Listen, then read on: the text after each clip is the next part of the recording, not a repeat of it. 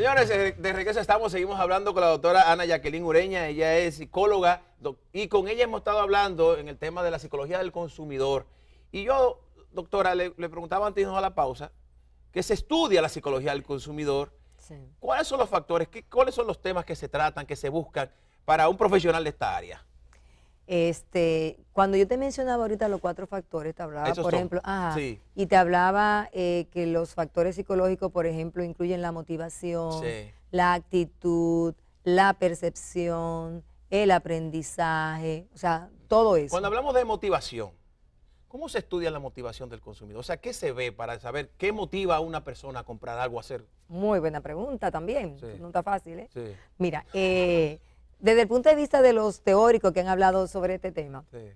algunos plantean 2 tipos de motivación. O hablan de motivos latentes y motivos manifiestos. ¿Qué son los motivos latentes? Sí. Los que yo no te digo a ti, pero que son la realidad que están aquí en la psique, en mi inconsciente. Y los motivos manifiestos son los que yo te digo, por ejemplo, yo compro el agua tal, bueno, porque es dulce. Pero ocurre que posiblemente si nos ponemos a investigar realmente por qué tú compras esa agua, ocurre, ahí viene y hacemos como el lazo con los factores sociales, cuando hablábamos de la familia, ocurre que posiblemente en tu caso, bueno, en tu casa siempre compraban ese tipo de agua, claro, y ocurre que en ti se dio ese proceso de aprendizaje. Puede haber el tema de la publicidad también ser parte, no, claro, obviamente, de esto. Claro. O sea, tal vez sin darte cuenta, inconscientemente, tú has escuchado tanto de esta marca que te ha hecho, claro que sí, crear claro que sí, afinidad con ella. Claro que sí. Sí. El tema del aprendizaje.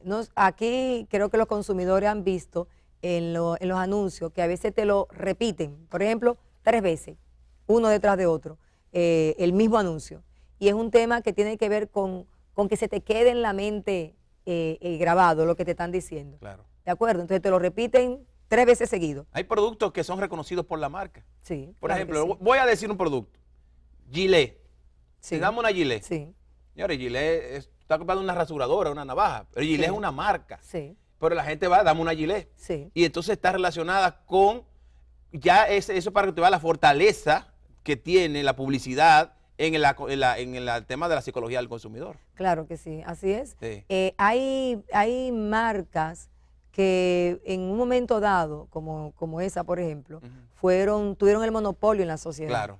Entonces ocurre que era la única que se conocía y ya la gente identificó ese producto sobre la base de esa marca. Sí. Entonces así ocurre con mucho, y claro que la publicidad es fundamental en este proceso. Sí. ¿Qué recomendaciones le podemos dar? Se le puede dar a los consumidores a la hora para crear conciencia? Porque mi preocupación, que obviamente usted comparte con nosotros, es esa de que, y más en la República Dominicana, por eso hacía la pregunta anteriormente, nosotros somos creo que los peores ejemplos de consumidores que yo puedo conocer, de consumidores inteligentes, por el hecho de que seguimos consumiendo los productos al margen de que estemos siendo estafados o que nos sintamos estafados, porque puede ser que no sea así, o que nos sintamos estafados, o que nos hayan abusado, o que nos hayan tratado mal en el negocio. Seguimos volviendo al negocio. ¿Qué recomendación le podemos dar al dominicano con respecto a nuestros televidentes? ¿Qué debe hacer? ¿Cómo debe comportarse? Yo hablaba ahorita sobre tú saber qué tú quieres, sí, sobre planificarte. Sí. O sea, cuando tú vas al supermercado, aunque dicen, hacer una listita. Sí, hacer la listita. La lista es importante. La lista es importante. Saber cuál es tu presupuesto, cuánto tú puedes gastar.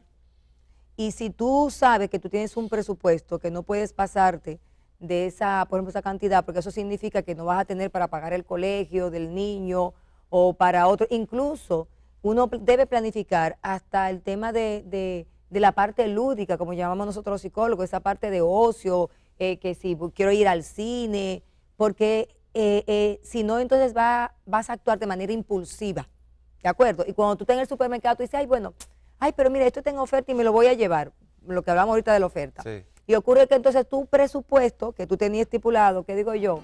10,000 pesos, para exagerar un poco, porque sí, no siempre es así. Sí.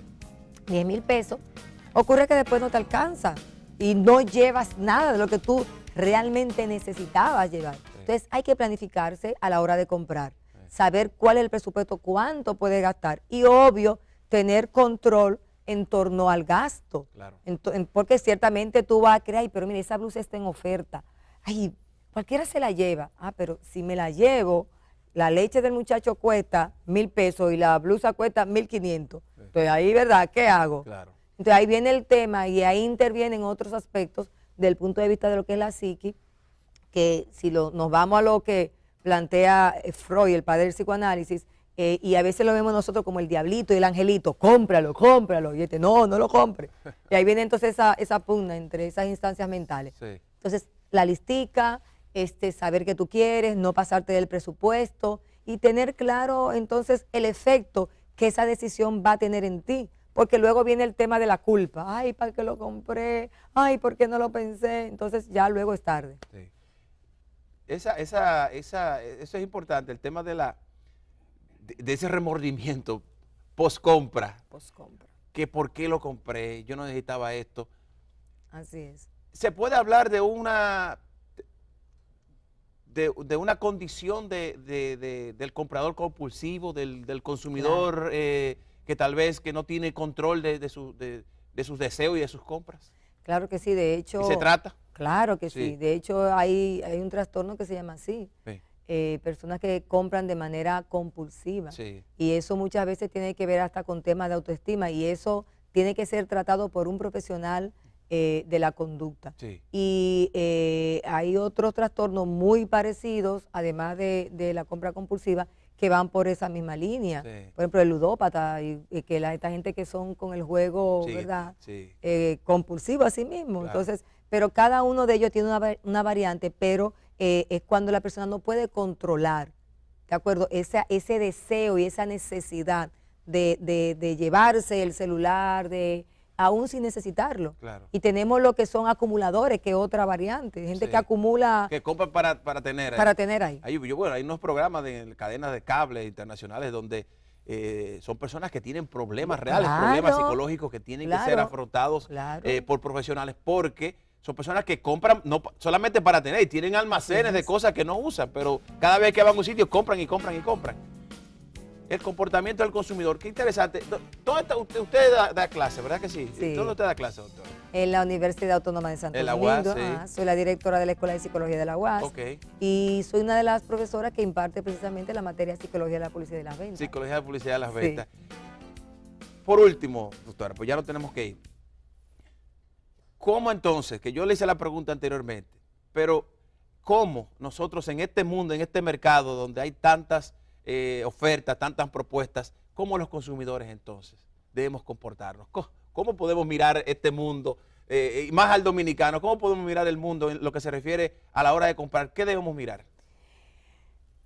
Estamos en una sociedad de consumo. Sí. Y nosotros hablamos de la psicología del desarrollo y cada público, llámese empezando desde los niños, Sí. adolescentes y la persona adulta, cada público tiene una necesidad diferente. Sí. ¿De acuerdo? Por ejemplo, en el caso de los niños, no pueden decidir la compra. El adolescente en algunos casos sí, en otros no. Pero influye en la realidad de cada persona. Entonces, hay aspectos en los cuales los padres o el adulto es que tienen que guiar. Por ejemplo, Sí. en el caso del niño y muchas veces en el caso del adolescente para crearle esta conciencia de crear un individuo con una personalidad clara, definida, de que no se deje llevar por la propaganda y eso. Pero luego tú, como adulto, Claro. tienes la oportunidad de decidir. Sí. Pero también tiene que ver con tu personalidad y con todo ese proceso de tu desarrollo, de quién tú eres, de qué tú quieres, hacia dónde tú vas. Y no dejarte llevar por el tema de la publicidad, porque definitivamente la publicidad es un elemento muy importante al momento de incidir en tu decisión de compra. Qué importante. De verdad que agradecemos muchísimo, doctora, que usted haya venido al programa y que esperamos que tenga de regreso con nosotros prontamente para Gracias seguir a tratando de ustedes. estos temas. Porque hay que crear conciencia a nuestros televidentes, los dominicanos, en esa fortaleza que tenemos y que también hay herramientas del mercado que tienen los comerciantes, que debemos conocerlas, pero también nosotros tener nuestras propias herramientas para contrarrestar las de ellos. Claro. Porque al final del camino esto es un juego, señores, esto es un juego, es como un juego de azar, es como un juego entre dos, una guerra entre dos, una guerra sin armas, en la cual nosotros tenemos que tratar de ganar. Y a mí me gustaría hacerle, por ejemplo, una recomendación a los, Sí. a los, a los dueños de negocio, a los que, ¿verdad? Sí. Que tienen marca. Y es que ciertamente, en un momento dado, cuando tú utilizas una publicidad, vamos a llamarle engañosa. 10 segundos, doctora, que no tenemos que ir. Claro. Sí. Una publicidad engañosa, pues eso al fin y al cabo va a redundar de manera negativa Sí. en lo que tú esperas de la persona, porque la persona si se siente engañada, no vuelve a tu negocio y no consume. O no debería volver al negocio. O no debería. Porque ese es el problema que tenemos en el país, que seguimos yendo. Doctora, muchísimas gracias. Un Gracias gran a placer ti. conocerla. Gracias, Señores, igual. la doctora Ana Jacqueline Ureña estuvo con nosotros. Todos ustedes, gracias por la atención, gracias por la sintonía. Nos vemos mañana con más de Con el Consumidor. Bye, bye.